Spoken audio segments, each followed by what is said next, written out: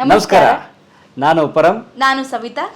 ವಾರದ ಕತೆಗೆ ತಮಗೆಲ್ಲರಿಗೂ ಆತ್ಮೀಯವಾದ ಸ್ವಾಗತ.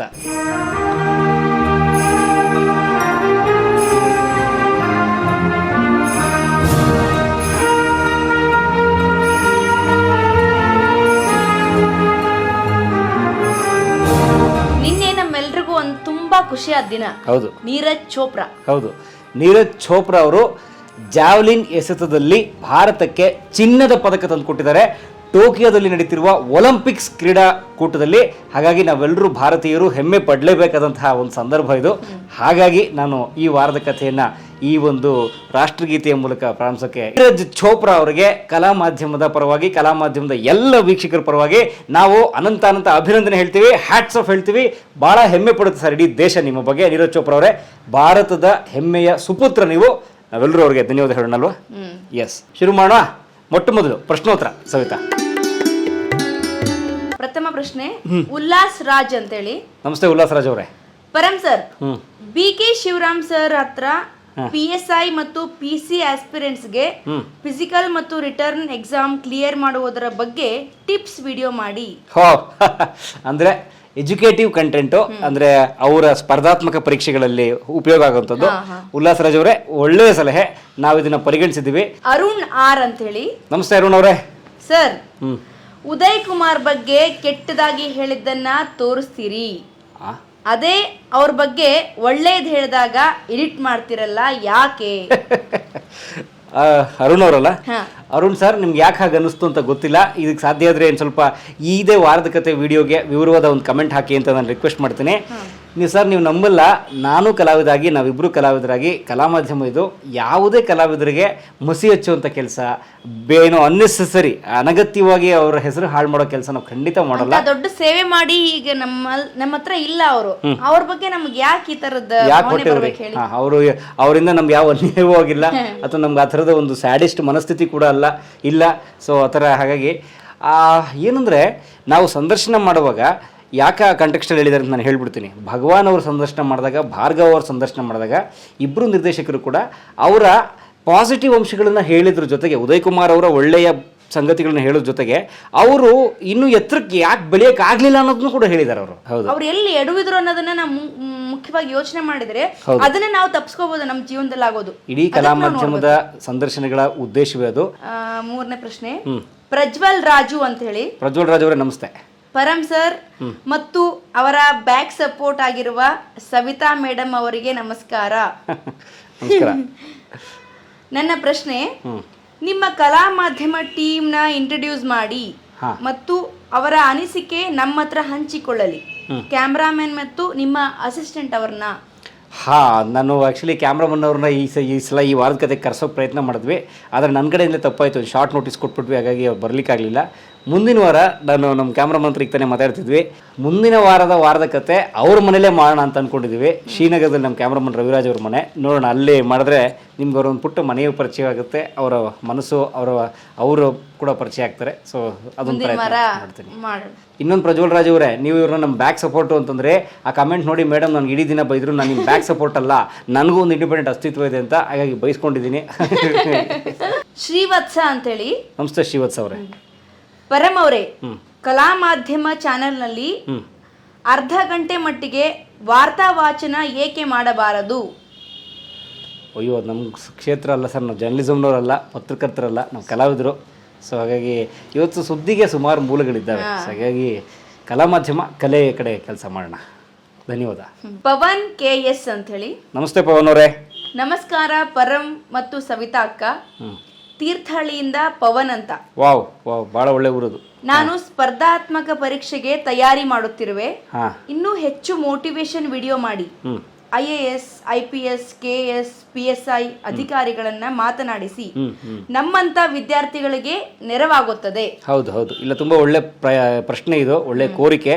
ಖಂಡಿತ ತೀರ್ಥಹಳ್ಳಿ ಭಾಳ ಒಳ್ಳೆ ಇಷ್ಟದ ಊರು ನನಗೆ. ಯಾಕಂತಂದರೆ ಕುವೆಂಪು ಅವರ ತಾಲೂಕದು, ಯಾಕಂದರೆ ಕುಪ್ಪಳ್ಳಿ ಪಕ್ಕದಲ್ಲೇ ಬರುತ್ತೆ. ಸೊ ಅಲ್ಲಿ ನಾನು ತೇಜಸ್ವಿ ಅವರು ಡಾಕ್ಯುಮೆಂಟ್ರಿ ಮಾಡುವಾಗ ಕುಪ್ಪಳ್ಳಿ ಮನೆ, ಕುಪ್ಪಳ್ಳಿ ಎಲ್ಲ ಕಡೆ ಓಡಿದ್ವಿ. ಜೊತೆಗೆ ಒಂದು ಆ್ಯಕ್ಟಿಂಗ್ ವರ್ಕ್ಶಾಪ್ ಕೂಡ ಮಾಡಿದ್ವಲ್ಲ ನಾವು.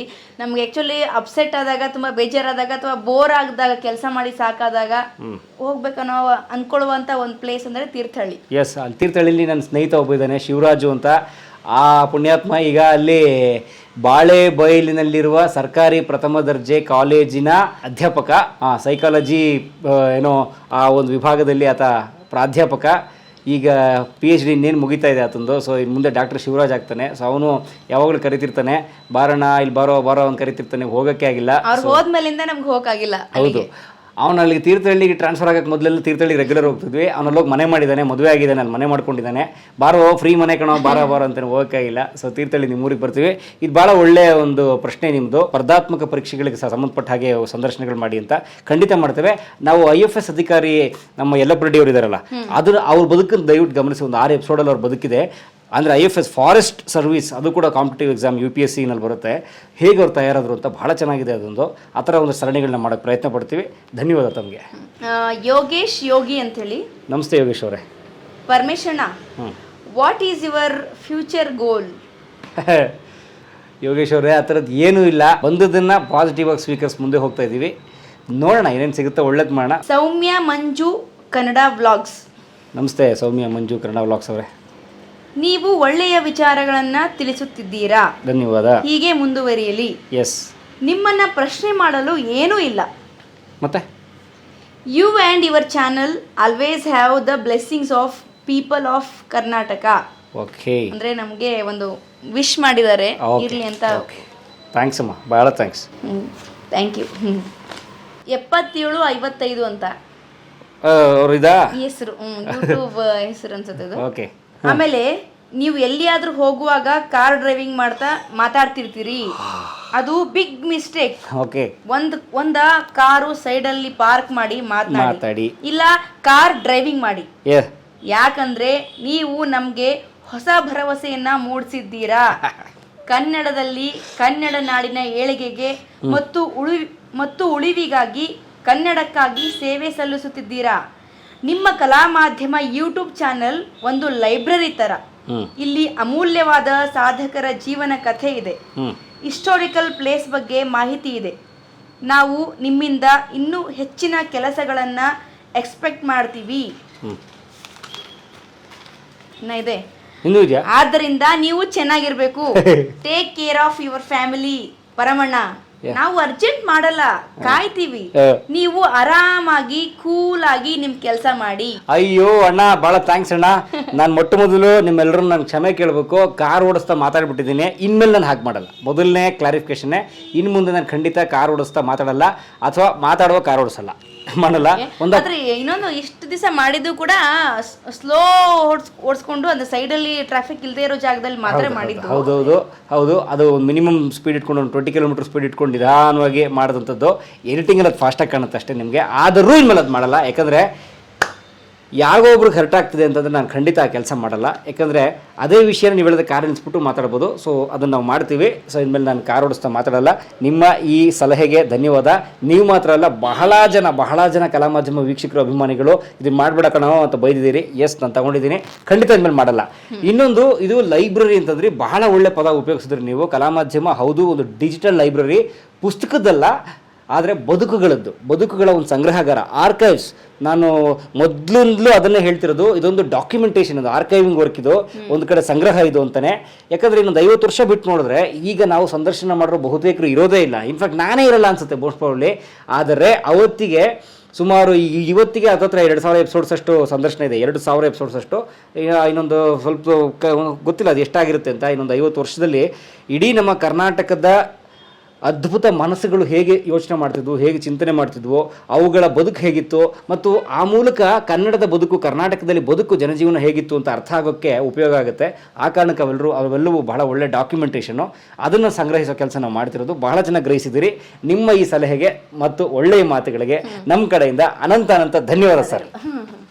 ಪ್ರತಿಧ್ವನಿ ನ್ಯೂಸ್ 24/7 ಅಂತ. ಪ್ರತಿಧ್ವನಿ ನ್ಯೂಸ್, ನಮಸ್ತೆ ಸರ್. ನಾನು ಇವಾಗ ತಾನೇ ಯೂಟ್ಯೂಬ್ ಚಾನೆಲ್ ಆರಂಭಿಸಿದ್ದೇನೆ. ತಮ್ಮ ಕಡೆಯಿಂದ ಸಹಕಾರ ನೀಡಿ. ಓಕೆ, ಸಹಕಾರ ಖಂಡಿತ ನೀಡ್ತೀವಿ. ಇದಕ್ಕೊಂದು ನಾನೊಂದು ಹೊಸ ಅನೌನ್ಸ್ಮೆಂಟ್ ಇವತ್ತು ಮಾಡ್ತೀನಿ. ಆದರೆ ಈಗಲ್ಲ, ಈ ವಿಡಿಯೋನ ಕೊನೆವರೆಗೂ ನೋಡಿ. ಕೊನೆಯಲ್ಲಿ ನಿಮ್ಗೊಂದು ಒಳ್ಳೆ ಅನೌನ್ಸ್ಮೆಂಟ್ ನಾನು ಕೊಡ್ತೀನಿ. ಜೊತೆಗೆ ಒಂದು ಒಳ್ಳೆ ಟಿಪ್ ಕೂಡ ಇದೆ. 10 ಪ್ರಶ್ನೆಗಳಾದವು. ಇದ್ರ ಜೊತೆಗೆ ಸುಮಾರು ಪ್ರಶ್ನೆಗಳು ಎಂದಿನಂತೆ ಬಂದಿದ್ದಾವೆ. ಅದರಲ್ಲಿ ಅರುಂಧತಿ ನಾಗ್ ಅವರ ಇಂಟರ್ವ್ಯೂ ಮಾಡಿ ಅಂತ ಇದ್ದಾರೆ, ಲೀಲಾವತಿ ಮೇಡಮ್ ಅವ್ರ ಇಂಟರ್ವ್ಯೂ ಮಾಡಿ ಅಂತ ಕೇಳಿದ್ದಾರೆ, ಅನಂತ್ ನಾಗ್ ಅವರ ಇಂಟರ್ವ್ಯೂ ಮಾಡಿ ಅಂತ ಕೇಳಿದ್ದಾರೆ. ಅವರೆಲ್ಲ ತುಂಬಾ ದೊಡ್ಡವರು, ಒಂಚೂರು ಟೈಮ್ ಆಗುತ್ತೆ ಮಾಡಕ್ಕೆ, ಮಾಡೋಣ. ಎಸ್, ಆ್ಯಂಡ್ ಅನಂತ್ ನಾಗ್ ಅವ್ರ ಸಂದರ್ಶನ ಅಂತ ಕೇಳಿದ್ರಲ್ಲ, ನಾನು ಗಾಯತ್ರಿ ನಾಗ್ ಅವ್ರ ಜೊತೆಗೆ ಮಾತಾಡಿದೆ. ಅವ್ರು ಮೆಸೇಜ್ ಕೂಡ, ಒಂದು ಚಾಟಿಂಗ್ ಕೂಡ ಮಾಡಿದ್ವಿ. ಅವ್ರು ಅದಕ್ಕೇನು ಕಳಿಸ್ತಾರೆ ಅಂದರೆ, ಸದ್ಯಕ್ಕೆ ಬೇಡ, ಸ್ವಲ್ಪ ಸರ್ ಬ್ಯುಸಿ ಇದ್ದಾರೆ, ಸ್ವಲ್ಪ ಟೈಮ್ ಕೊಡಿ, ಇನ್ನು ಸ್ವಲ್ಪ ಟೈಮ್ ಆಗಲಿ ಕೊಡ್ತೇನೆ, ಶೂಟಿಂಗ್ ಇದೆ, ಸೊ ಅದಾದ ನಂತರ ಖಂಡಿತ ನಾನು ಕರಿತೇನೆ, ನಾನು ನಿಮ್ಗೊಂದು ವಾರ ಮೊದಲೇ ತಿಳಿಸ್ತೀನಿ ಅಂತ ಹೇಳಿದ್ದಾರೆ. ಗಾಯತ್ರಿ ನಾಗ್ ಅವ್ರಿಗೆ, ಅನಂತ್ ನಾಗ್ ಅವ್ರಿಗೆ ಧನ್ಯವಾದ ಆ ಪ್ರತಿಕ್ರಿಯೆಗೆ. ಸೊ ಹೀಗೆ ನಮ್ಮ ಪ್ರಯತ್ನ ನಿರಂತರವಾಗಿದೆ. ಪ್ರಶ್ನೆ ಕೇಳಿದ ಎಲ್ಲರಿಗೂ, ಪ್ರೀತಿಯಿಂದ ಕಮೆಂಟ್ ಮಾಡಿದ ಎಲ್ಲರಿಗೂ, ಪ್ರೀತಿಯಿಂದ ಬೈಯುವ ಪ್ರತಿಯೊಬ್ಬರಿಗೂ ನಾವು ಆಭಾರಿಯಾಗಿದ್ದೇವೆ. ವಾರದ ಕಥೆಯಲ್ಲಿ ಇನ್ನು ಮುಂದೆ ಪುಸ್ತಕಗಳ ಪರಿಚಯ ಮಾಡಬೇಕು ಅಂತಾನು ಅನ್ಕೊಂಡಿದ್ವಿ. ಆದರೆ ಅದೇ ತರ ಹೋದ ವಾರ ಕೂರ್ಗ್ ರೆಜಿಮೆಂಟ್ ಅನ್ನೋ ಒಂದು ಬುಕ್ನ ಪರಿಚಯ ಕೂಡ ಮಾಡಿಸಿದ್ವಿ. ಈ ವಾರನೂ ಅದನ್ನ ಮಾಡ್ತಾ ಇದೀವಿ. ಪರಂ, ಯಾವ ಬುಕ್ ಇದೆ? ಎಸ್, ಸ್ವಲ್ಪ ದೊಡ್ಡದಿದೆ, ಸೊ ಹಾಗಾಗಿ ನಮ್ಗೆ ಸ್ವಲ್ಪ ಅದು ಸಹಾಯ ಕೂಡ ಬೇಕು. ಕೊಡಿಲಿ. ಯಾವ್ದು ಗೊತ್ತಾ? ಬಂದು ಐಸಾ ನಿಂಗಿಲಕ ಐಸಾ ಇದೆ ಇದೆ ಇರಿ, ಫಸ್ಟ್ ಈ ಕಡೆ ತೋರ್ಸೋಣ, ಎಷ್ಟು ತಪ್ಪ ಇದೆ ನೋಡಿ. ಈ ಪುಸ್ತಕ ಯಾವ್ದು ಗೊತ್ತಾ? ಈ ಪುಸ್ತಕ ಇದು ಕಾಣಿಸ್ತಿದ್ಯಾ? ಬೆಂಗಳೂರು ದರ್ಶನ ಅಂತ ಪುಸ್ತಕ ಇದು. ಹಬ್ಬ, ಫಸ್ಟ್ ಇಳಿಸ್ತಾ ಇದನ್ನ. ಇದು ನನಗನ್ಸೋದು 10 kg ಸುಮಾರು ಇದೆ ಈ ಪುಸ್ತಕ. ನೋಡಿ, ಇಷ್ಟು ದಪ್ಪ ಇದೆ. ಒಂದು ಪುಸ್ತಕ ಅಲ್ಲ ಇದು, ಇದು 3 ಪುಸ್ತಕಗಳ ಸಂಪುಟ ಇದು. ಸೊ ಕಾಣ್ತಿದ್ಯಾ? ಬೆಂಗಳೂರು ದರ್ಶನ.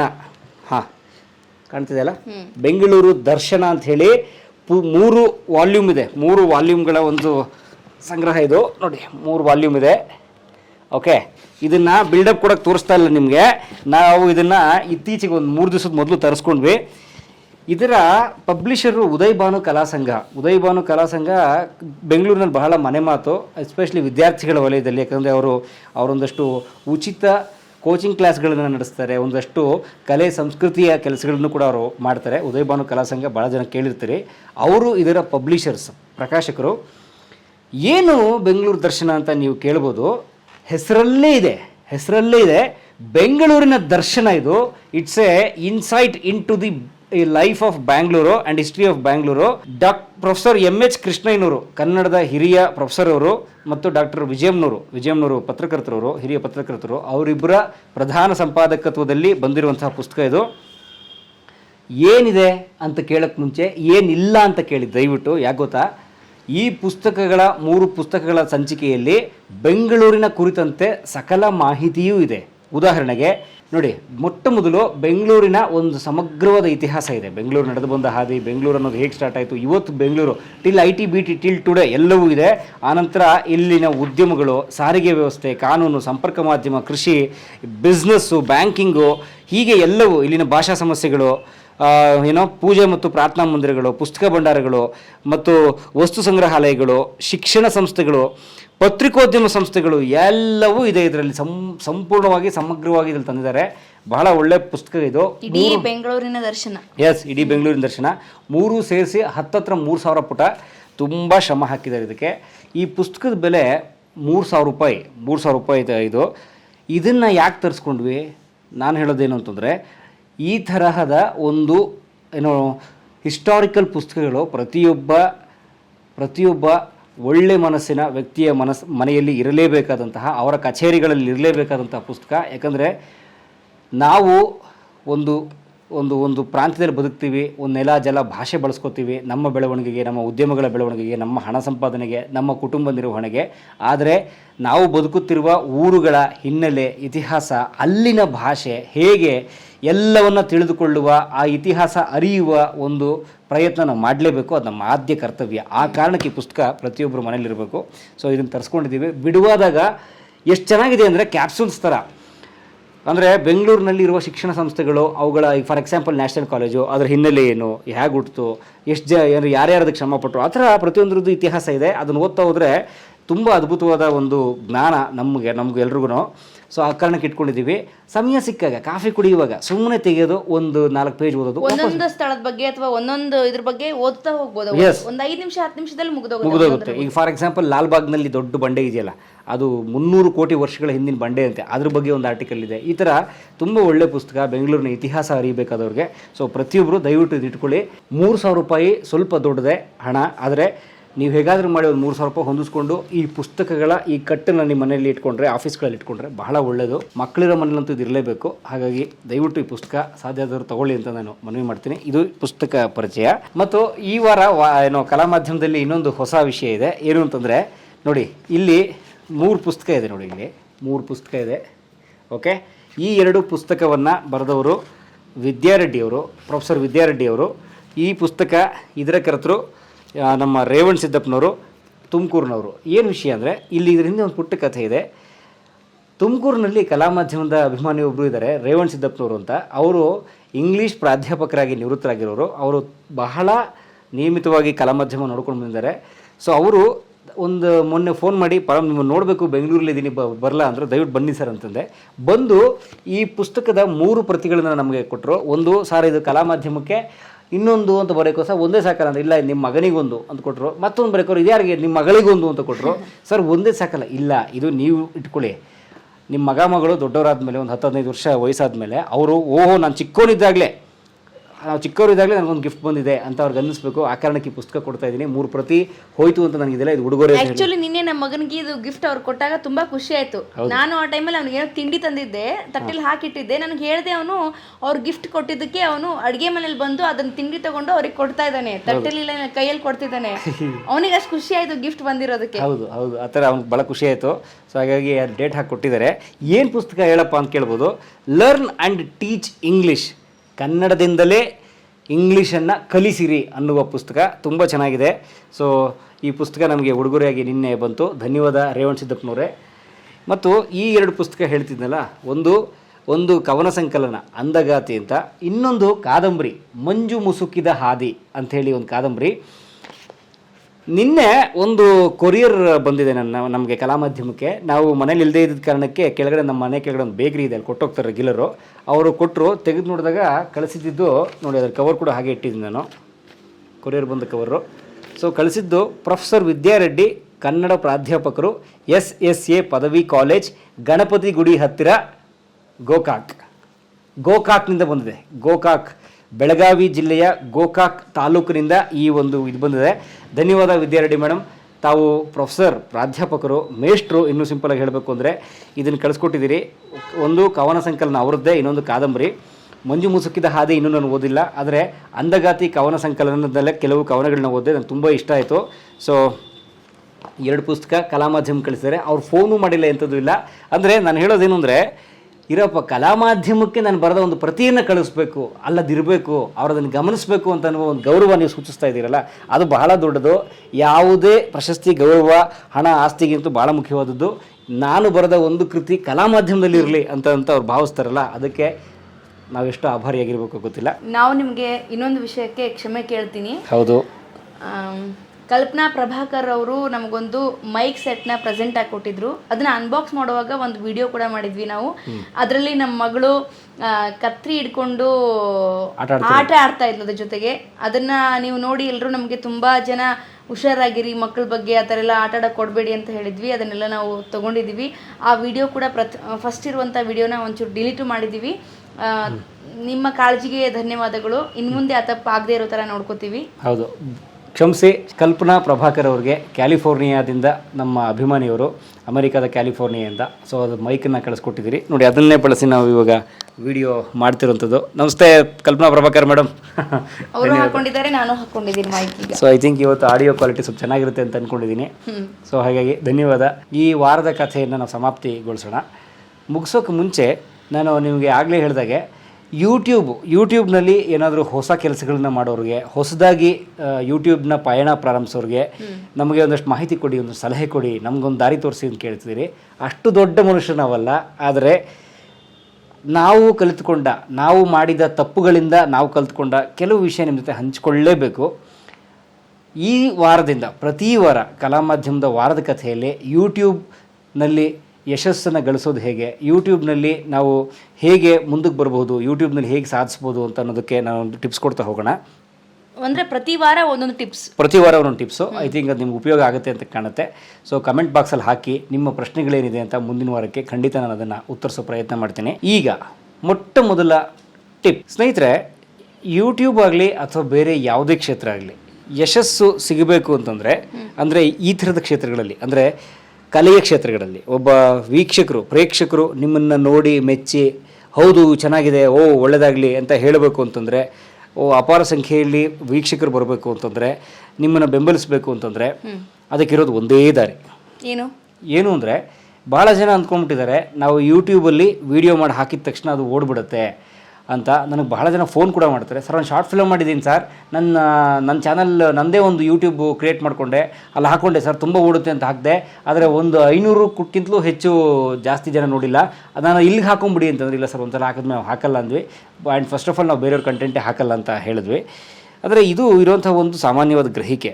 ಆದರೆ ಒಂದು ಮುಖ್ಯವಾದ ವಿಷಯ ನೀವು ಎಲ್ಲರೂ ತಿಳ್ಕೊಳ್ಳಿ, ನೀವು ಕೊಡುವ ವಿಡಿಯೋಗಳಿಂದ, ಯೂಟ್ಯೂಬ್ನಲ್ಲಿ ನೀವು ಹಾಕುವ ವಿಡಿಯೋಗಳಿಂದ ವೀಕ್ಷಕರಿಗೆ ಏನು ಉಪಯೋಗ, ವೀಕ್ಷಕರಿಗೆ ಏನು ಉಪಯೋಗ ಅನ್ನೋದನ್ನು ಗಮನಿಸಿ ವಿಡಿಯೋ ಮಾಡಿ ಅಷ್ಟೇ.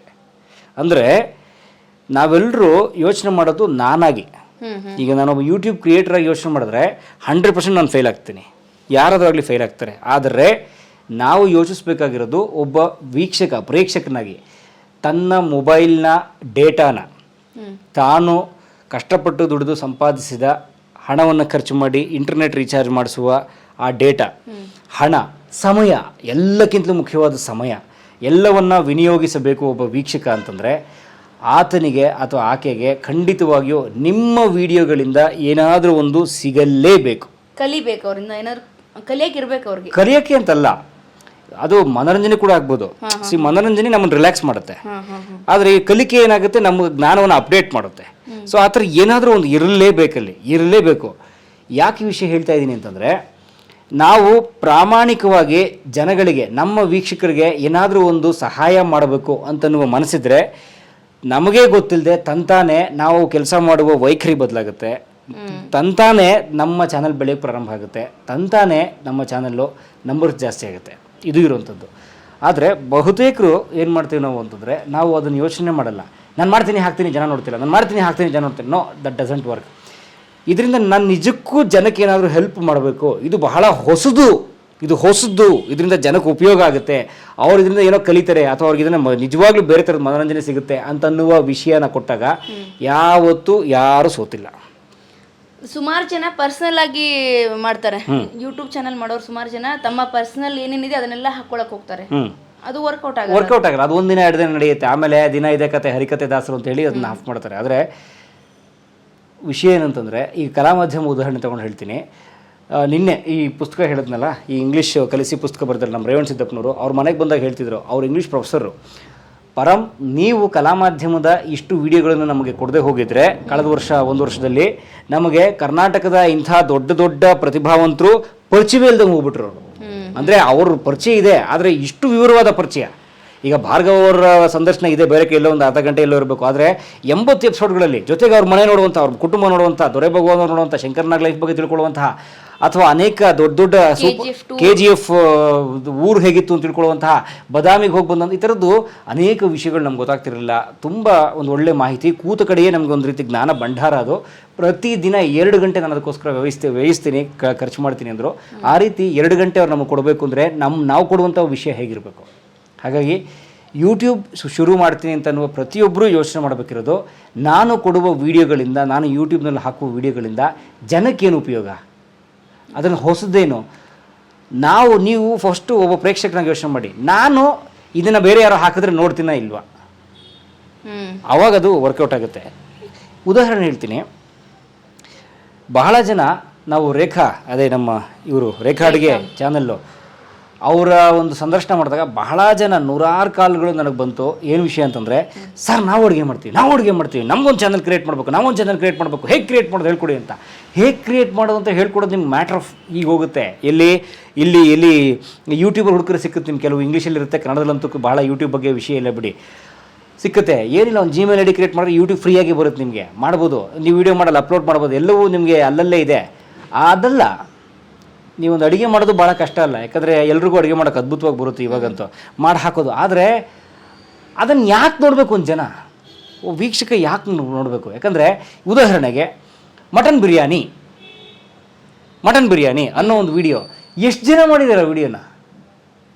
ಎಲ್ಲ ಕಡೆನೂ ಮಟನ್ ಬಿರಿಯಾನಿ ಸೇಮ್ ಮಾಡ್ತಾರೆ. ಅದರಲ್ಲಿ ಒಂಚೂರು ಡಿಫ್ರೆನ್ಸ್ ಇರ್ಬೋದು, ಕನ್ನಡದಲ್ಲಿ, ಇಂಗ್ಲೀಷಲ್ಲಿ, ಹಿಂದಿಲಿ, ಎಲ್ಲಾ ಭಾಷೆಯಲ್ಲೂ ಇದೆ. ಎಲ್ಲ ಭಾಷೆಯಲ್ಲೂ ಭಾಷೆನೇ ಇಲ್ದೇನೂ ಇದೆ.